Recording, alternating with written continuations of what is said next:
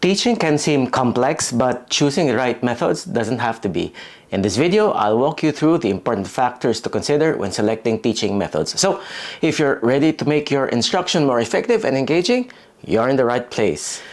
Teaching is like crafting a puzzle with different pieces. Just as you pick the right puzzle pieces to fit together perfectly, we educators must choose teaching methods that create a memorable learning experience. But how do you pick the right methods? It's simpler than you think. I'm going to share with you 8 things that you should consider when choosing instructional methods. Number 1, objectives of the intervention. What do you want to achieve? Think of teaching methods as tools in your toolbox. The first step is to know what you want to build. Are you aiming to teach specific skills, share knowledge, or encourage critical thinking? Once you're clear on your goal, you can choose the methods that align with what you're trying to achieve. Imagine you're an art teacher and your goal is to help your students become proficient painters. Your objective is clear. You want them to master specific painting techniques. With this goal in mind, you wouldn't start the class by discussing art history or diving into a complex theoretical lecture. Instead, you'd choose teaching methods that align with your objective of skill development. You might begin by demonstrating basic brushstrokes, allowing students to practice and refine their technique. This hands-on approach directly supports your goal of teaching specific painting skills. Contrast that with a different scenario. Suppose your aim this time is to foster a deep understanding of art history. In this case, your teaching methods should shift. You might use a lecture, a group discussion, or even a visit to an art museum to encourage critical thinking and historical context. See how clear your objective guides your choice of teaching methods? Whether it's skill building, knowledge sharing, or critical thinking, knowing what you want to achieve is the first step in selecting the right tools for your teaching toolbox. Consideration number 2, expectations of learners or catering to your audience. Just like you'd plan a party based on what your guests enjoy, teaching methods should match your learners' preferences. Understand what your students expect and what they're interested in. This helps you select methods that keep them engaged and excited about learning. If you're hosting a birthday party for a friend, before sending out invitations and planning activities, what's the first thing you consider? You'd think about your friend's likes and interests, right? If your friend is, let's say, a huge fan of music or dancing, you'd likely choose a venue with a dance floor and curate a playlist filled with their favorite songs. You'd tailor the party to their preferences to ensure they have a fantastic time. Now let's apply this idea to teaching. Picture yourself as an English teacher with a diverse group of students. Some are avid readers, while others are more interested in technology and digital media. To engage all of your students effectively, you wouldn't rely solely on traditional textbooks and written assignments. Instead, you'd consider their individual preferences.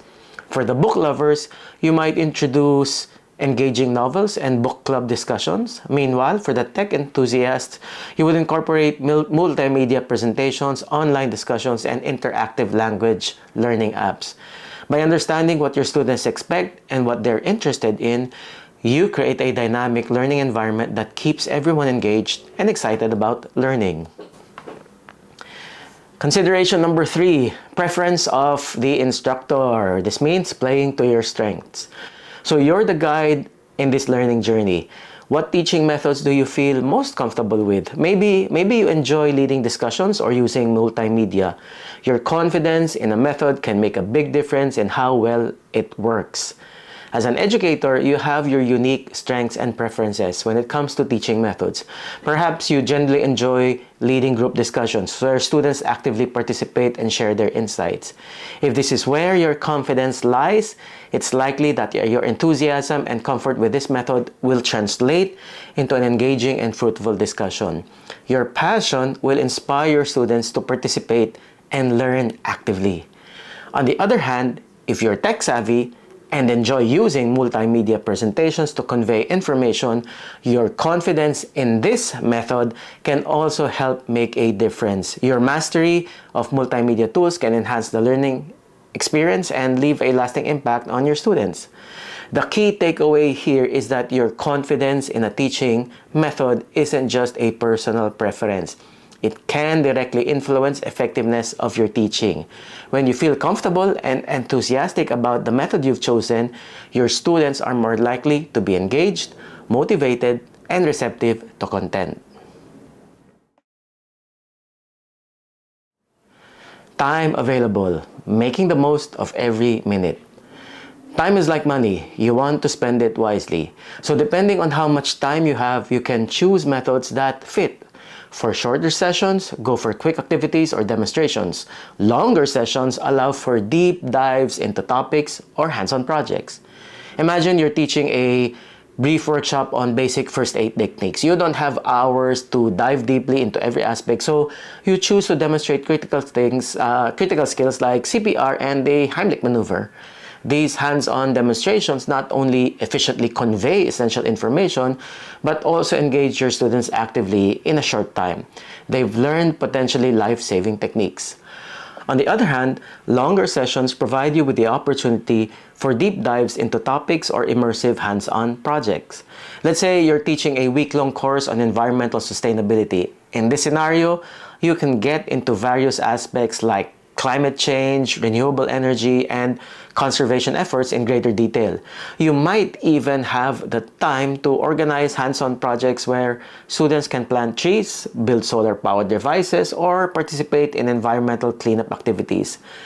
Again, the key takeaway here is that the duration of your teaching session should guide your choice of teaching methods. Short sessions benefit from quick, impactful activities, while longer sessions allow for deep exploration and immersive projects. Consideration number 5, style of learners. In other words, speaking their language. Everyone learns differently. Some folks love visuals, while others prefer hands-on experiences. Knowing your learners' styles, whether they're visual, auditory, or kinesthetic, helps you pick methods that cater to their preference. Imagine you're a science teacher about to introduce a complex concept like water cycle to your students, and you've got a mixed group of learners. Some are visual learners, others are kinesthetic, and a few are even auditory learners. For your visual learners, you could incorporate colorful diagrams, animations, and videos that vividly illustrate the water cycle stages.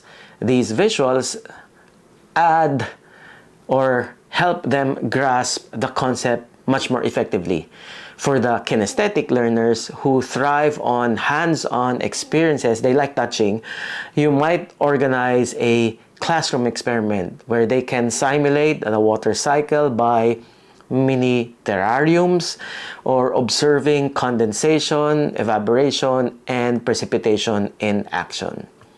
And finally, for the auditory learners who absorb information best through sound, you could incorporate discussions, group debates, and even educational podcasts that dive into the science behind the water cycle.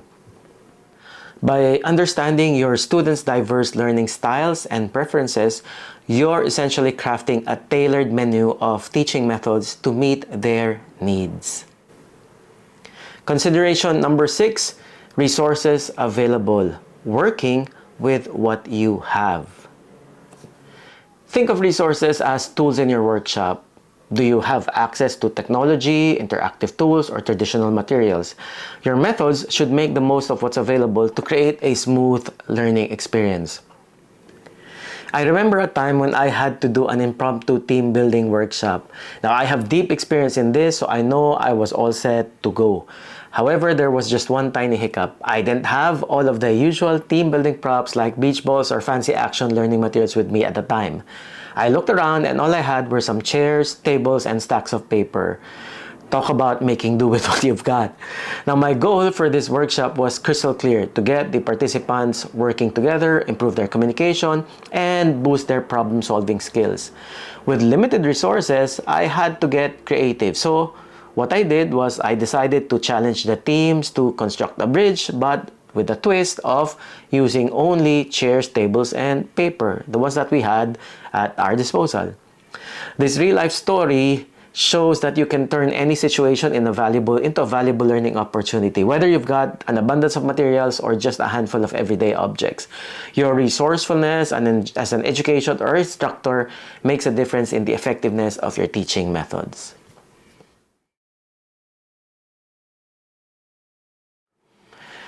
Skill of the instructor, capitalizing on your expertise, is the seventh consideration. Every teacher has strengths. Maybe you're a great storyteller or excel at explaining complex ideas, so choose methods that let you shine while helping students learn. Think about it this way. Imagine you're a teacher with a knack for storytelling.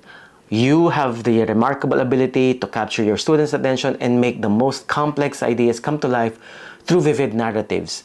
Your storytelling skills are your secret sauce, your superpower, so to speak.